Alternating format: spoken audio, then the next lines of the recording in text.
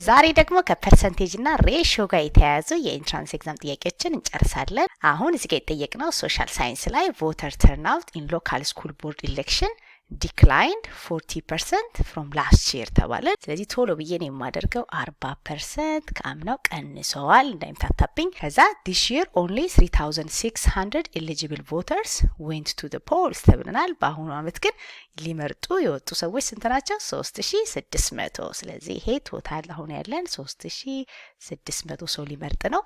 ከአምናው ጋር ሲነጻጸር ግን ይሄ በ40% ቀንሷል። ከዛ የተጠየቅነው how many people voted in last year's school board election ነው። ስለዚህ አምና ስንት ሰው ቢመርጥ ነው ከአምና ጋር ሲነጻጸር በ40% ቀንሶ ቫልዩ ይሄ የመጣው ነው የተባለ። አሁን እንደዚህ አይነት ጥያቄዎች አንዳንዴ ምንም ፎርሙላ ሳትጠቀሙ በሎጂክ ራሱ ሊመለስ ይችላል አይደል? አሁን አምና የመረጠው ሰው 6000 ሰው ቢሆን ኖሮ ምን ማድረግ ይችላል? ኦኬ አምና የመረጠው ሰው 6000 ነው ብዬ ለመናገር 40% ስቀንስበት ይሄን ቁጥር ይሰጠኛል ወይ ብለን ቼክ ማድረግ እንችላለን። ስለዚህ አሁን ይሄንን 40% ብቀንስበት 40 መቶኛ ማለት ነው። 20 በ20 ይጣፋና 6 ጊዜ 4 ስናደርግ 24 ይመጣና 00 ስናደርግ 2400 አይደለ? የ6000 40% ማለት 2400 ነው። ስለዚህ ከአምናው ላይ 2400 ብቀንስ ይሄንን ይሰጠኛል ብዬ ቼክ ማድረግ ይችላል። 2400 ሰው ስቀንስ ስንት አገኛለሁ ስንል 0 6 ከ5 ላይ 2 3 አይደለ? 3600 እናገኛለን። ስለዚህ ዘንድሮ የመረጠው ሰው 3600 ነው ተብለናል። በ40% ቀንሷል ተብለናል። ትክክል ነው ማለት ነው። አጋጣሚ ኤ ላይ ስለተገኘ መልሳችን ነው ልንል እንችላለን። ወይም ደግሞ 5000 ቼክ አድርጋችሁ ቢሆን ምናልባት ከኤ ካልተነሳችሁ 5000 ሰው ነው ብዬ ለመመለስ መሆን ያለበት ምንድነው? 5000 ሰው ከሆነ አምና የመረጠው የ5000 40% ልቀንስበት። ለምን ዘንድሮ የመረጠው ሰው ከአምናው በ40% ቀንሷል ስለተባለ 40% ሳደርግ 20 በ20 ይጣፋል። 5 ጊዜ 4 ደግሞ 20 ይሆናል። 20 ደግሞ እዚህ ጋር አለልኝ። ስለዚህ 2000 ሰው ነው 40% ማለት። አሁን ከ5000 ላይ 2000 ሰው በቀንስ የማገኘው ስንት ነው? 3000 ነው እንጂ 3600 አይሆንም አይደለ? ስለዚህ 5000 አልመርጥም። ከ5000 በላይ ነው ቢያንስ መምረጥ ያለብኝ። ስለዚህ ሁለት ምርጫ ካንስል አደረግን ማለት ነው። በፎርማል እንስራ ካልን ግን የላስት ይር ለምሳሌ የመረጠውን ሰው ኤክስ ብንለው እንላለን። ከዛ የዛን ኤክስ ስንት ፐርሰንት ነው ቀነስ የተባለ? ስንት ቀንሷል ምርጫ ተባልን። ያ ማለት የዘንድሮ የተሰጠን ሰው ከአምናው አንጻር 60% ነው ማለት ነው። የአምናው 60% ነው ይሄ ማለት ነው አይደለ? የዚህ የኤክሳችን 60% ኦፍ የአምናው ኤክሳችን 3600 ሰው እንዲሆን አምና የመረጠው ሰው ስንት ቢሆን ነው ብለን ቼክ ማድረግ እንችላለን። 60 መቶኛ ኤክስ ከ3600 ጋር እኩል እንዲሆን አምና የመረጠው ሰው ስንት ቢሆን ነው ብለን በመቶ 60ኛ እዚህም ጋር በመቶ 60ኛ ስናደርግ ይሄኛው ኤክስ ይሆንልናል። ኤክሳችን ኢኳል ስናደርግና ይሄ 0 በ0 ይጣፋል። ይሄ ደግሞ በ6 1 በ6 6 ይሆናል። 600ን በ10 ስናበዛው 6000 ይመጣል። ስለዚህ በዚህ መልኩ መስራት እንችላለን። ምርጫም እየከተትን ብንሰራ ችግር የለው። በሌላ ዓመተ ምህረት ደግሞ you happened to notice that 8% sales tax that your father paid on the new television set came to be ብር this ተብለናል። how much did the television set cost him የተባል ነው። 3800 የከፈልነው ታክስ ነው። በፐርሰንቴጅ 8% ነው ይላል። አሁን እቃ ስንገዛ ሪሲት ይሰጠናል አይደለ? እንደዚህ ሪሲት ይሰጠንና የቲቪ ዋጋ ተብሎ ይሄን ያህል ብር ነው እንባላለን። ኤክስ ብር የቲቪ ነው። ከዛ ደግሞ እዚህ ጋር ደግሞ 8% ተብሎ ደግሞ ታክሳችን ደግሞ የምንከፍለው የቲቪያችንን ዋጋ 8% ነው ለማለት ነው። ስለዚህ እዚህ ጋር ቼክ ስታደርጉት ይሄ 3800 መጣ ሪሲታችን ላይ። ከዛ ታክሱና የቲቪ ዋጋ ተደምሮ ቶታል የምንከፍለው ያንን ብር ነው አይደለ? ስለዚህ አሁን ምን እናደርጋለን?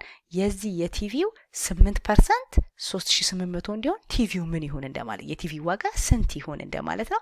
ምርጫ እየከተትን እንደ ቅድሙ ባጭሩ መስራት እንችላለን። ነገር ግን በፎርማል ከሰራን የምናደርገው የ8% ኦፍ ኤክስ ያልነው የቲቪያችን ዋጋ 3800 ብር እንዲመጣ ኤክስ ምን ይሁን ብለን ካልኩሌት ማድረግ እንደማለት ነው። ከዛ ይሄ 800ኛ ይሆናል። ኤክስ ስናደርግ 3800 እንዲሆን ነው። ከዛ ኤክስ ብቻው እንዲቀርልን እዚህ ጋር በመቶ 8ኛ ባበዛ እዚህም ጋር በሁለቱም ሳይድ በአንድ አይነት ቁጥር ነው የምናባዛው በዚህም። ከዛ መቶን በመቶ 8ን በ8 አጣፍተን ኤክሳችን የሚሆነው 1 2 3 4 0 ይሆንልናል። 38 ከዛ እዚህ ጋር 1 2 3 4 0 ከታች ደግሞ 8 እንደማለት ነው። ከዛ ይሄን ስናካፍል የቲቪያችንን ዋጋ እናገኛለን። ከዛ ይሄንን ሳካፍል በ8 ጊዜ 4 32 ከዛ ከ8 ላይ 2 6 60 ይሆንና ለ8 7 ጊዜ 56 እዚህ ጋር ደግሞ ስናቀናንስ 4 ይሆናል። ከዛ ሁለተኛውን 0 መውሰድ ነው። 0ን እዚህ ጋር ሳወርድ 40 ይሆንና 8 ጊዜ 5 40 ይሆናል። ያኔ ቀሪ አይኖረንም ማለት ነው። ከዛ እነዚህ ሁለት ዜሮዎች ግን አሉ አይደለ? ሁለት ዜሮአችንን እዚህ ጨምረን 47500 ይሆናል። ስለዚህ ቲቪያችን 47500 ብር ነው ብለን በዚህ መልኩ መመለስ እንችላለን። ፈተና ከሆነና ደግሞ ጊዜ ከሌለን ወዲያው ነው የምናደርገው ምንድነው 45800ን ወስደን ቢሆን ለምሳሌ ቶሎ ብለን እናደርጋለን። ኦኬ የ45800 8% 8% ባደርገው ለምን 8% ታክሱ 3800 መምጣት አለበት። ስለዚህ 8% ባረገው 3800 ነው ወይ ብለን 45800 ብርን ወስድ ከሆነ 8% ማለት 800ኛ ማለት ነው አይደለ? ይሄን 8% ስሰራ ይሄን ቁጥር ይሰጣል ወይ ብለን ቼክ ማድረግ ነው። እዛ የሁለቱ ዜሮ ሲጀምረው ከዚህኛው ሁለት ዜሮ ይጣፋልናል። አሁን ማባዛው 4 5 8ን በ8 ነው። 8 ጊዜ 8 64 6 አለኝ። 8 ጊዜ 5 40 ከ6 ጋር 46 4 አለኝ። 8 ጊዜ 4 32 36 ይመጣና 3664 ነው። ስለዚህ የቢ 8% ይሄንን 3800 ስለማይሰጠን ወዲያውኑ መልስ አይደለም ብለን ማለፍ እንችላለን። ከምንፈልገው ታክስ አነሰ ማለት እንደዚህ ጭራሽ ቼክ ማድረግ አይጠበቅብንም አይደለ? የዚህኛው 8% ኦልሬዲ እኛ ከምንፈልገው ያነሰ ስለሆነ መልሳችን መሆን ያለበት ከ45000 በላይ ነው እንጂ በታች አይሆንም። በዛ ምክንያት ምንም ሳንሰራ ራሱ መልሳችንን ኤ ነው ልንል እንችላለን። ሌላ ደግሞ የተጠየቅነው ከሬሽዮ ጋር የተያያዘ ነው። ፔንተር ባይስ 5 ሊትርስ ኦፍ ፔንት 4 ብር ዲስ ተብለናል። 5 ሊትር የሚይዘውን በ36 ብር ገዛ። ከእንደገና ኤንድ 6 ሊትርስ ኦፍ ሴም ብራንድ ደግሞ 6 ሊትር የሚይዘውን ደግሞ ቀለም ሲገዛ የከፈለው 43 ብር ነው። which of the following is true ነው የተባልነው። ይሄን ሁሉ ከመስራታችን በፊት መጀመሪያ የምናደርገው 5 ሊትር ሲገዛ የከፈለው 36 ብር ነው። 6 ሊትር ሲገዛ ደግሞ የከፈለው 43 ብር ነው ብለን በቃ ላይናችን እንዲመቸ እንደዚህ ካስቀመጥን በኋላ buying 5 liters is more economical than buying 6 liters ነው የተባልነው። አሁን እንደዚህ እያደረግን 5 ሊትር 6 ሊትር አድርገን ማየት ያስቸግራል አይደለ? ስለዚህ ቶሎ ብለን ሬሾአቸውን ነው የምንወስደው።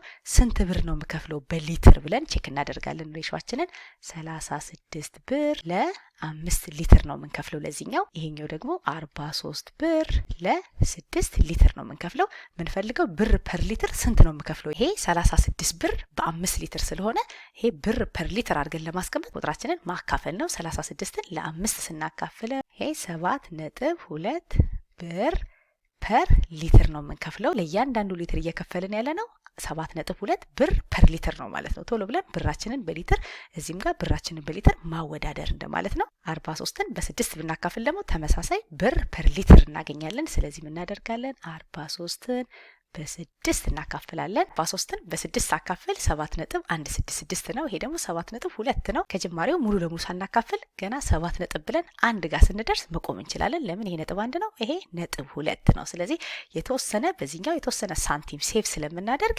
ኢኮኖሚካል የሚሆነው የ6 ሊትሩን መግዛት ነው እንጂ 5 ሊትሩን አይደለም ብለን መልሳችን ቢ ይሆናል።